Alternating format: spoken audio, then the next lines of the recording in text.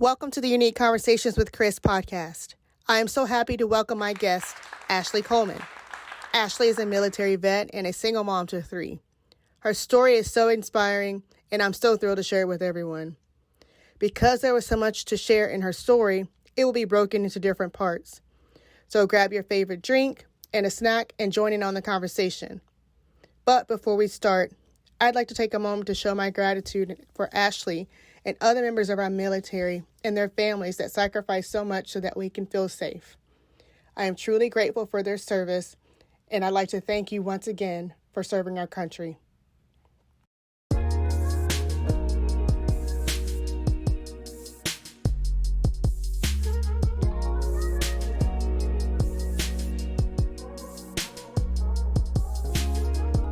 Hi, Ashley. How are you today?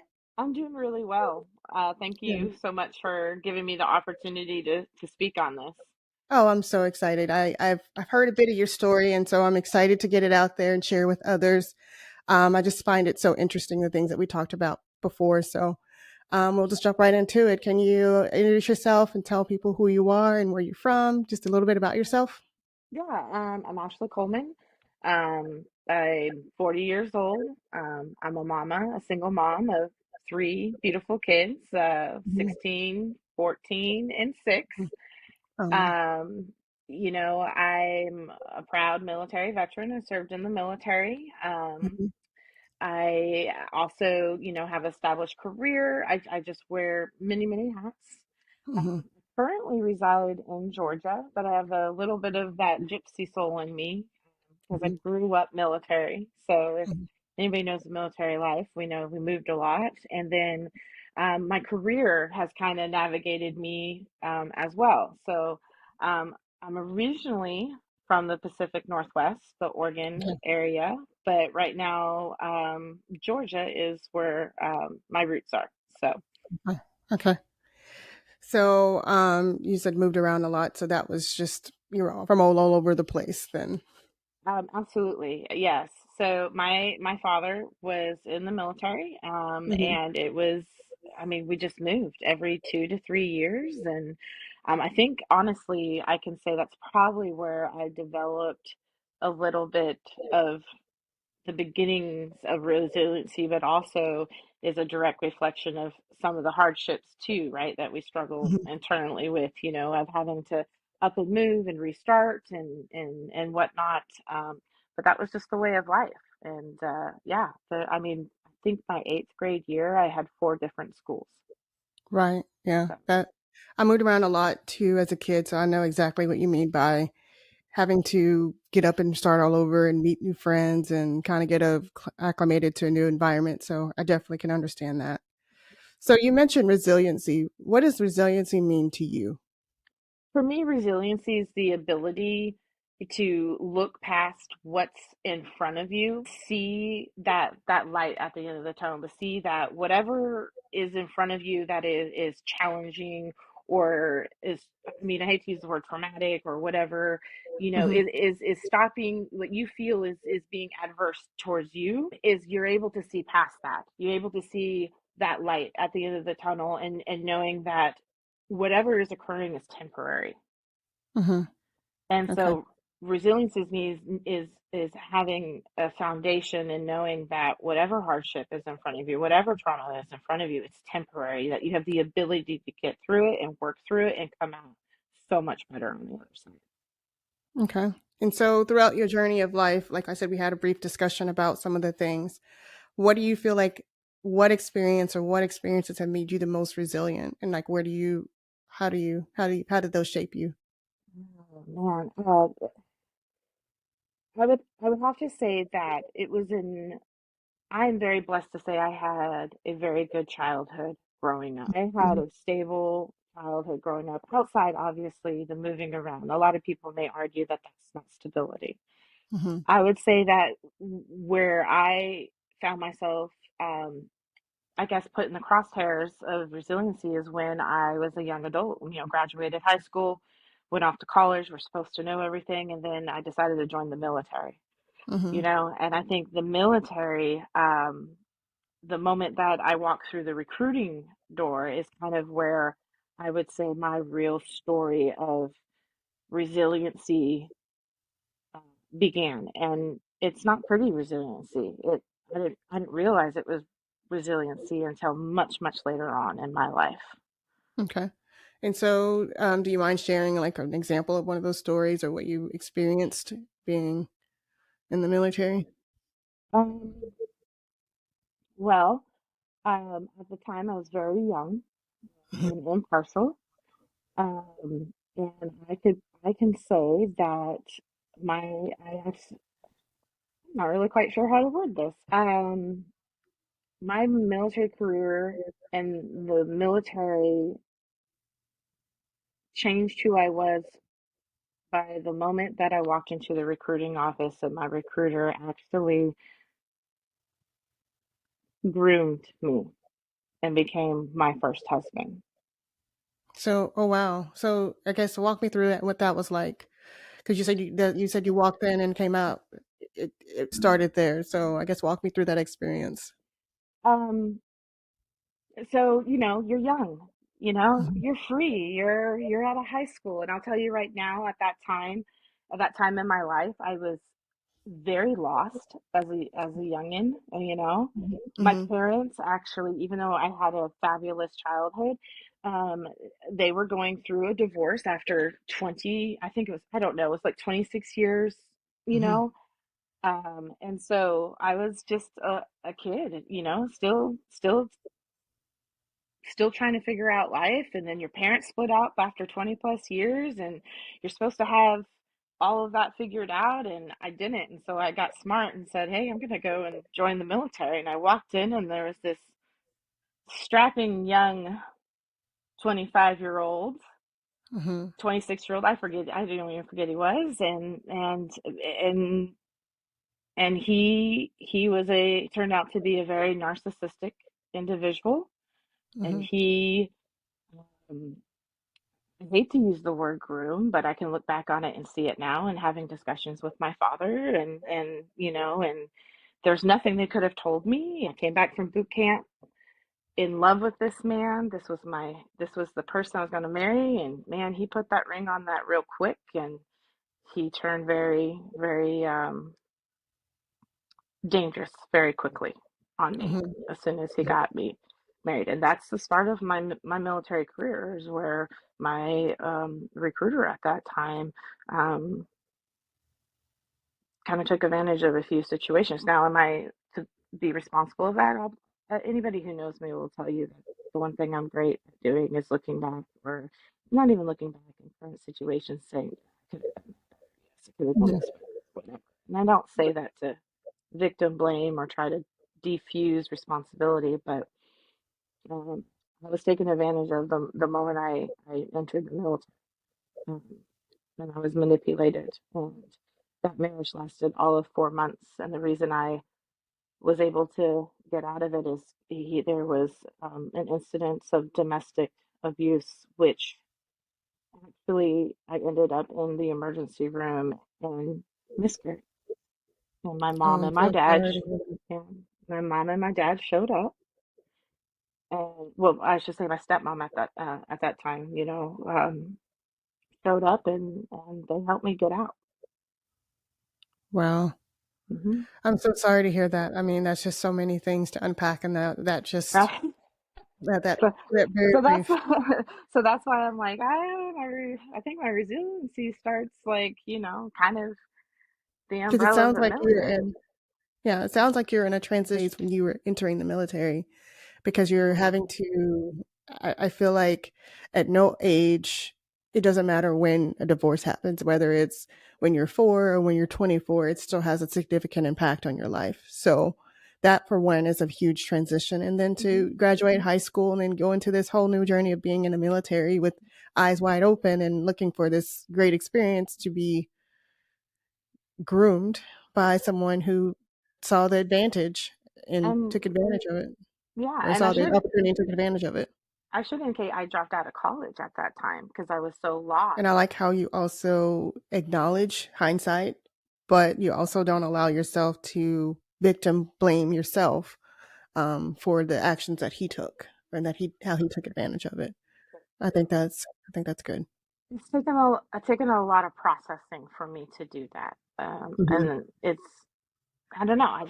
I'm able today to look back and know that I was just not in a healthy place and it was Hmm. taken advantage of. Yeah, And I have no problem saying that out loud because those are the things that I would say to anybody involved in that situation today. yeah, yeah. And I can definitely see some of the similarities in my own personal situation to where, if you're not in a stable mental place, that you can make decisions and big decisions based on that current state that can impact you for years to come. He said that as a result of his abuse in your marriage, it resulted in a loss, which I'm very sorry to hear. That's another level of grief that um, not many of us have experienced, but I know firsthand. Not I've experienced my own loss, and so I know what that feels like. But for you, that was the pivoting moment for you to leave that situation. Um, how did you maneuver and heal from leaving that situation to, I guess, pivot and move forward? Like how did you find your strength? How did you get the resilience in that position? So, I'm going to be real transparent. I think people, for me, resiliency wasn't like an automatic thing. I didn't become and view and be able to put 2 feet on the ground and keep moving forward and Hmm. pivot from one concept to another. Hmm. I I packed that so far away and pretended it didn't happen, and then I went into the military, and uh, and then I deployed. And so as far as in real time and coming out of that situation, I coped by I tucked it way back. Um, Hmm. I'll be real honest with you. You're probably the third or fourth person I've shared that Oh, with. well, I don't thank you for sharing. um, one a little bit of shame to this day, right? Like Hmm. I married my recruiter, and if anybody's in the military, they know without me saying anything right what Hmm. what I what that looked like, Two, then that individual turned on me, and harmed me. And so I'm still young, I'm still lost. I don't know what I'm doing. Now I've suffered a great loss, which I'll tell you that I didn't put one moment of mourning to at that Hmm. time. And so when I joined the military and I was where I was stationed, I just had my plate so darn full, and my parents are still getting divorced, right? And my mom, Hmm. she's suffering mental. This is the chaos that's occurring all at this time. So pivoting, no, no, it doesn't exist. It's not Hmm. happening. Um, but I just continued to march forward and Hmm. focus what was in front of me. Hmm. If I pretended what was going on behind me, I Hmm. hate to say it like that, I can Hmm. continue to just can walk forward. Yeah. But I Yeah. think, but then what happens with that? What happens with? Yeah. Yeah. I completely. Eventually, it's like I explain to people, when you stuff down so much, it's like when you try to imagine like putting a beach ball in the ocean, and you keep trying to stuff it down. Eventually, it's going to pop out, and it's going to come out and explode at the Yeah. most inopportune time, or the time you don't expect it. So yeah. And we ended up getting obviously divorced. They wouldn't let me annul it. My mom at that time struggled significantly with mental health to the Mhm. point where she was placed in to mental health confinement or a hospital or whatever. She attempted to Mhm. kill herself several times, and this is all happening all at the same time. I'm in the hospital. I'm getting married to and That's a um, lot. it's a lot, and in addition to that, my mom is, the person that you see growing up as strong, and she's a stay-at-home mom, and she's the weakest thing you've ever seen standing in front of you. It was Mhm. it was just craziness. for me as a young adult. And I can say transparently, I coped by ignoring it all. And I think Yeah. that's what a lot of us do. Yeah. It's Um, like I don't think you're alone in that at all. I think a lot of us tend to find our coping strategies to ignore, to deflect, to stuff. So I don't yeah. think you're alone in that. I didn't really find myself. I'm not gonna say I'm forever grateful for the military. Like, Hmm. um, I'm proud that I Hmm. was in the military, and there are so many amazing things that have come from me serving our country and for our freedoms and things like that. But I just want to make sure that I Yeah. state that, Yeah. like my experience in the military is not everybody else's experience in the military, you know. Um, but I can say that, man, I grew up real quick. Real quick. I got found very quickly in the military. Military to me was easy. You show up on time, you look good, and you keep Hmm. your mouth shut, and you Hmm. do as you're told. Hmm. It's to me was very simple. It's a very methodical, systematic um, business plan. No, So it's like structure, yes, the routine, very predictable in some situations. I imagine there's an element of unpredictability, but it's yes, very much. and that I think is what probably started like a diamond. Diamonds have facets or faucets, however you call it. Like that was probably Mhm. my first one to. I know I needed structure. In order Mhm. for me to move on and process and grow, I needed structure, and that's what Mhm. the military provided to me. But as soon as I got into the military, I deployed, Mhm. and so it was a very rough military time. Can you explain that? Or I guess give me some more details about why you say that. Well, I was serving in a combat support, Mhm. MOS, and there's not a lot of females. Mhm. It was high foot of the Iraqi war going on. I mean, this is, 2005, Mhm. 2004 to 5, 6. Multiple deployments were occurring in the military. Um, and it was the period in which you don't ask for help. Mhm. It was a period of you don't open your mouth. Because if you opened your mouth, you got labeled. If you asked for help, Mhm. you got labeled. And it was not the label that you wanted. Right.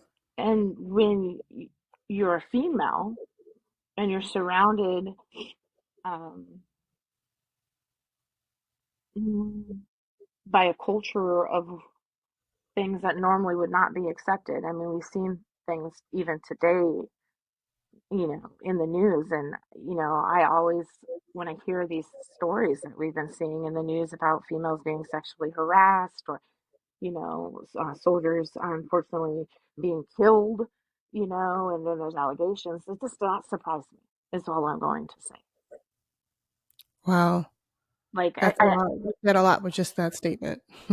there's not, I would be very surprised to say and I don't know how it is today. I'm not going to speak on what it is today. I'm speaking solely my experience. I am not a representation of the military as a whole at all. But every day I was put in harm's way of some nature of being sexually harassed. Um, every day I was put in, not every day, but significant amount of days. I was not comfortable being left in rooms with male soldiers. And that in that era, at least for me, you had to kind of accept it. And I need to say that wasn't everybody that I affiliated with. That was just the Mhm. place that I had landed in, because there significant. I know if I had the courage to say something at that time, that there would have been people that would have helped me. Yeah. But to even put that, like, I'm sitting here listening to you speak about feeling that type of insecurity or fear every single day or most days, that has to have a huge impact on your mental health, your physical, your overall just I can only and so I'm so sorry to hear that. That's not to sacrifice and to put down and to serve our country. That should not be one of the things that you're constantly thinking in the back of your mind is today that this is going to happen. Is today that, someone's going to take it too far. I'm going to be left alone and that's just that's a whole other anxiety, I'd imagine, you And know. it is, and I have to be honest with you, since I kind of grew up in a pretty good household, those things were relatively new to me.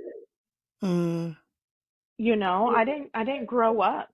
I grew up, today we talk about consent. Today we talk about boundaries. Today we talk about all these things. Well, I grew up in a time frame you didn't have those conversations, right. you Because it know, was one of those things that you kind of knew or or we didn't know they were occurring. yeah. And but I do know, and yes, I'm saying it, to ensure that it's spoken, that if I would have asked for help, I know that I would have been, but I didn't know that I could ask for help at that Hmm. time. Hmm. Um, and the moment I joined the military, I immediately went to Iraq. Wow.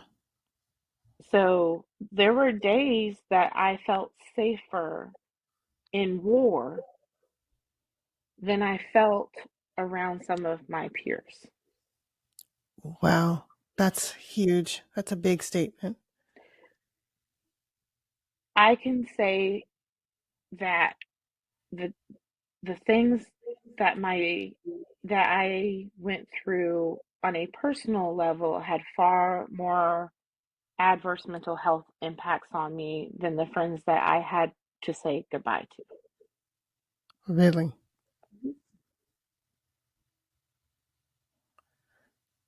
That's a lot. And it I'm took so me a sorry. long time to figure that out. It took me Mhm.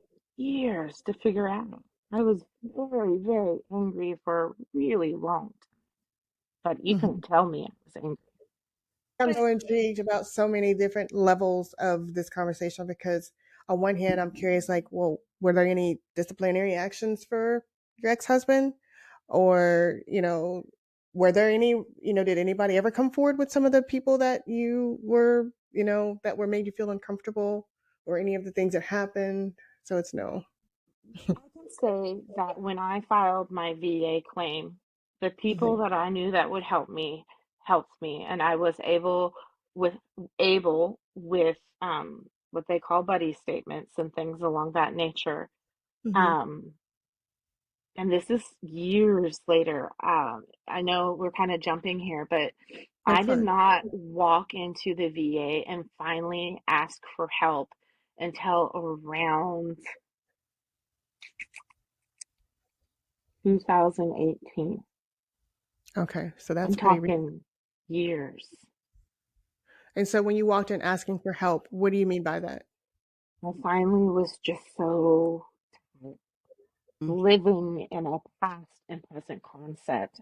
I was operating at an octave so far above normal. I was suffering panic attacks, anxiety. I couldn't let my children out of my sight. Like, through time and therapy, I realized very quickly that my trigger was safety, the safety of me, the safety of my kids specifically. Like, I didn't, I couldn't let my kids ride their bikes without them being in sight. I mean, I would leave my house, um, thinking I was going to die every day. Mm. That was normal. This was normal to me. And Mhm. I have to say that, and this is kind of jumping around, I didn't realize that it wasn't normal until I removed myself from a military environment. Mm, that's so much. Um, so how long did you serve actually in the military? I served just about just 3 years, because the moment I had came back, I got married, because you make great judgment calls when you're broken. Mhm, Actually, it's not a bad judgment call at all. And then I ended up getting pregnant, mhm, and I had my oldest son. And that was the era of 18-month deployments and back-to-back deployments. If mhm. My deployment was not easy, and I know everybody's deployments are not easy. Again, I just reiterating, this is my experience only. I lost Our platoon had an estimate of under 30 soldiers in it, and we did not bring back three just in our platoon. Wow. Our company lost five, and we lost, I don't want to say we lost, but one sustained significant injuries in combat. And she's alive today, but just my platoon, we lost three out of under, I think it was 27. I don't remember, but it was under 30 people. I could be wrong, but no more. That's That's a big impact though. I it's mean, you think huge. about you look around, there's, neighbors or whatnot, and it's like, okay, a half about like 10% of those are gonna be gone by the time that we come hmm back. and then for our company, and again, I don't remember the exact numbers. Like, it can't be more than 150. I don't know. We didn't bring home five, Wow. and one survived, and probably to give you her name, to be honest with you, to talk to, um, about resiliency, and she's thriving, as far as I can tell. But Mhm. she suffered a catastrophic injury. She's a double amputee, Oh, wow. and that's her story. So I don't really want to speak on that. But she did. Right. She came back a survivor. You know, I lost my best friend. Her name was That's a Sam. big I lost my driver. You know, and we lost another person, which was present for, and it was a brutal mm, deployment, and so I only served one deployment, and I only saw one war, and I knew, based on not based on my experience, I could not leave my baby stateside, because the only thing I knew was we didn't come back with everybody. yeah. So in the military, um, they give you an option to take an honorable chapter, and I chose to, and it was the hardest, because I feel like I didn't give the military. Today, I can say I only had one lens of the military, Mhm, and that is not the appropriate lens of the military. My experience is not collectively what it actually is. So I almost have regrets getting out, but I mhm. also struggle with regrets, um, of, yeah, I remember, John Silas, my son's name. John was born in October, and I think came they came down and deployed the beginning of that next year, and I just remember feeling so guilty that I was not with them. Yeah.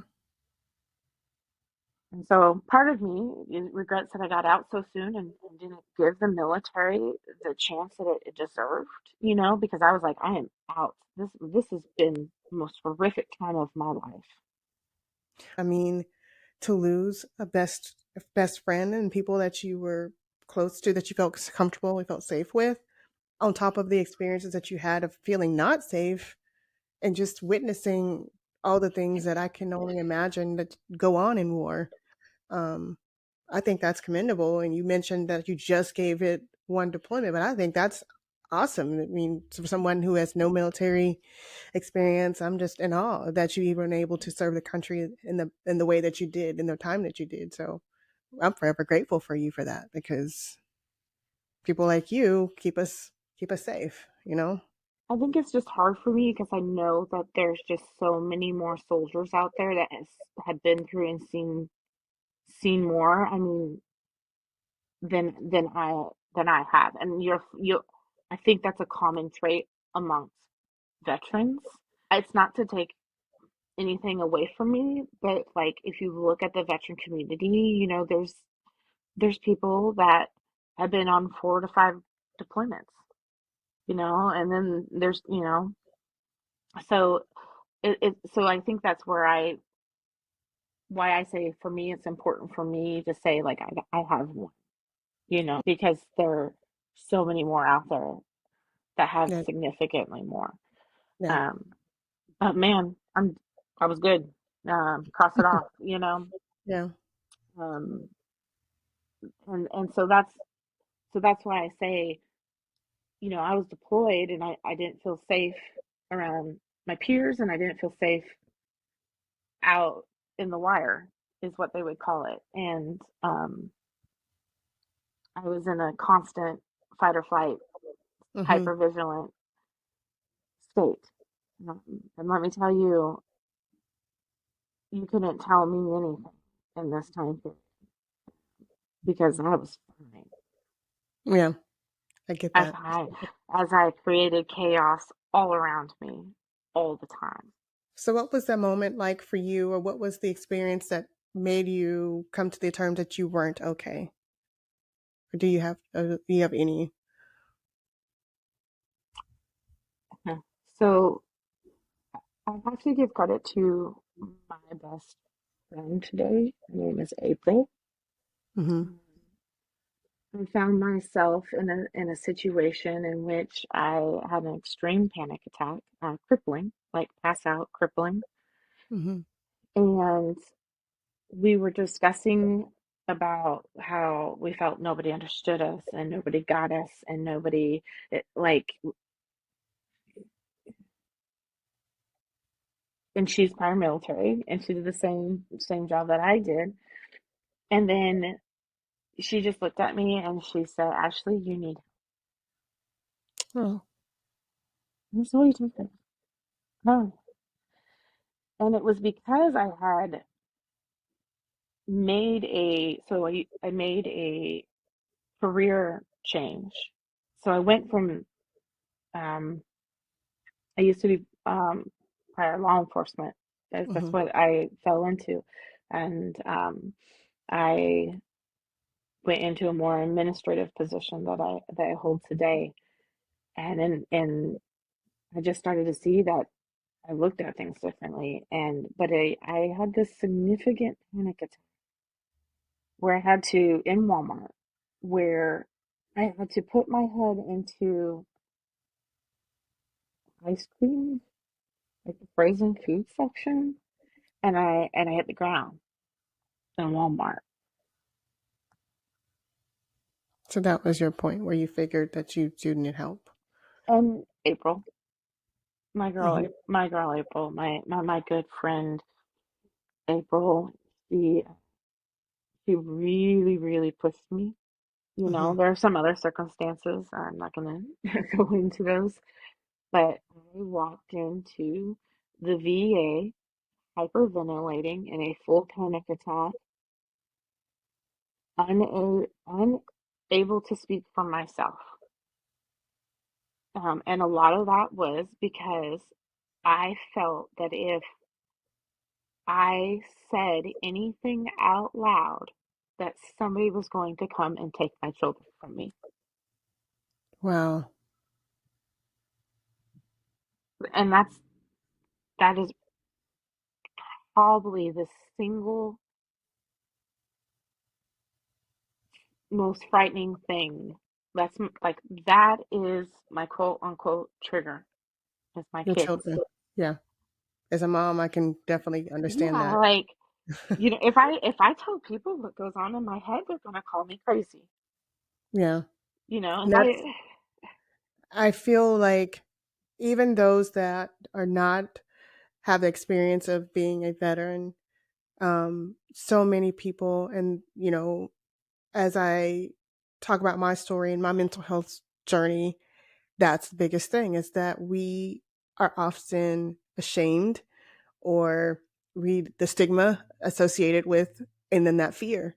And so we'll stick, or we'll just sit there and stuff it all down and pretend and just keep moving. Because if you're a strong person, or you're pretty much a high functioning person, despite everything, then you'll just kind of plow through and push through, and just kind of, it takes that one person to look at you and say, "Look, it's Yep. time." And so when you sought help at the VA, what did that help look like? It's the VA.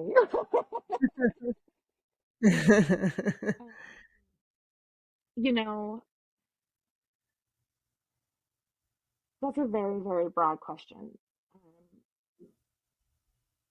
I know the VA has done significant things to improve, but for me,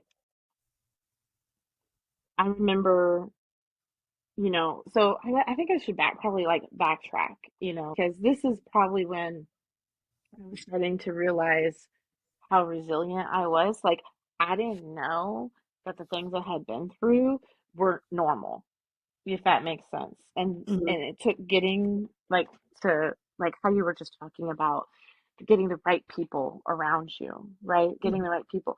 Because at this time, I had made a career change out of law enforcement. So now I'm no longer around a certain type of culture, right? Now I'm in mhm. an administrative culture, right? Ooh, Right. these people see this very hot up to speed individual, um, where she's very good at what she does at her job. She's probably, the most squared away person, and but they didn't see that it took me 40 minutes to send one email. Mm, They didn't see that it took I just had to check one more time. I just had to look at that email one more time. I just had to read that passage one more time. And so when you are in positions where your brain just reacts, like in law enforcement, right? You do what you train. They have all those, those studies. You don't really have to think. I mean, you do have to think. Don't get me yeah, wrong, but it's like yeah. almost like a mechanical concept. Um, but as far as getting help with the VA, I don't see VA. Mhm, Again, just my experience, I would have to say they immediately saw me, they immediately evaluated me, they immediately, did those things, because I mean, I walked through the door and I said, I need help. And they mhm, were there. They were there, mhm, right? I sat down with a social worker, all of these things, yada, yada, yada. Um, they diagnosed me that day mhm, with PTSD. And I was unaware that that is what they were doing, that they were evaluating me. I was just so freaked out mhm, that I was saying I was saying things out loud for the first time ever. Here's the thing. I had not even told my partner stories of my deployment. mm, So this was literally the first time I'm putting something in writing, my feelings in writing, how I live in writing, saying them out loud, and I'm throwing up in a trash can mm. because I'm that petrified that I have just ruined my life. By speaking your truth. I'm speaking my truth because I grew up in the military where you don't say anything. Mm, I grew up in a family where we didn't talk about mental health. And I was scared to death that they were going to come and take me away in a straitjacket. yeah, that's common, especially when it comes to mental health, because you have that fear of being held against your will, because you're saying what you actually feel. Yeah. And I'm saying, and then it goes back to, will they believe me? Will they believe the words that are coming out of my mouth? Did they? And to an extent. I struggled with the VA a little bit because I had a VA worker. I'm not gonna put a title or anything. Look at me and said that there's no way you saw this much combat as a female soldier. And And that's I'm hard. sitting here. I actually, um, of course, anger, right? I mean, I wasn't healed. You just attacked me. I remember just losing this individual. Rightfully so. I mean, in my opinion, but I just remember she said, what did she say to me? She said, well, I have the incident in which caused your PTSD. And I said, excuse me? And I Mhm. remind you, this is maybe the second or third time we've talked.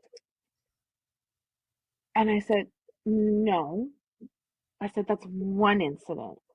Well, how many incidents are you? And I looked at her and I don't remember the exact words, but it was something to the effect of, do you want to hear about the KIAs or would you like to hear about the times I was shot at, blown up, or had to pull my trigger? Oh, wow. And that is when she said something to the words of the effect, there's no way I could have seen all of that because I went on one deployment and I was female. Okay. And so here I am, right? Mhm. Never have said things out loud. Mhm. Took me 10, 15 years to walk through the door. And session 2 or 3, I'm being told there's no way. That And I, is re- that's I have no words because it takes an incredible amount of vulnerability to say these things and to be discredited and downplayed and made to feel like you're making things up or victim shamed. That's that's that's a shame. and I would say that the VA and this individual in Mm. particular was more concerned about me picking my path or type of therapy I wanted to go through. Like I Mhm. forget what they were, cognitive therapy. Don't quote me, I don't remember. Or Mhm. or like direct therapy where it's like you just deal with it head on. I don't know, you probably know. I don't know what these two are, but they Mhm. and telling me that these work for PTSD and I'm sitting here over here like you tell me. I showed up. But now you want me to pick the type of behavioral therapy that's going to fix me? Why can't we just talk? Yeah. And I remember begging to just say to get it off of me. I just wanted somebody to listen to me because I'd never said things out loud. After the incident in which I was not very kind and I said some words that were not very kind, filled with profanity, and I think I probably said this is why people don't get help. I finally started to get help. But she was a student. That girl saved my life. Oh, that's nice. She went in there and I filed I took the avenues that I needed to do with the Mhm. VA and did what made my patient advocacies and things that I needed to do. But that individual let me talk. She picked the therapy. She assigned me homework, you know? Mhm. Um, and that's when I finally started to get help. But she was a student, like a student or an intern, however they are, and she had to rotate from outpatient to inpatient. Mhm. And my only other avenue was to go back to that person. And I was like, over my dead body. Yeah. I don't blame you. And so I actually found a civilian therapist, you know. Um, but all of it is intact because the only reason I found the civilian therapist is because I gave my partner, my ex, an ultimatum. You go get help for anger and all this abuse, and we need couples counseling. So he picked a therapist that made me realize the level of resiliency that I have today, which is ironic. Yeah. It's like he gave you the tools to get past his destruction. He didn't pick a therapist for him, he picked a therapist for me. Oh, come some. I think you would love her. I think you should go to her. I think you should go see her for PTSD. She's strong. She's a prior military spouse. Just, and there we go. Okay. Again, the end of our marriage.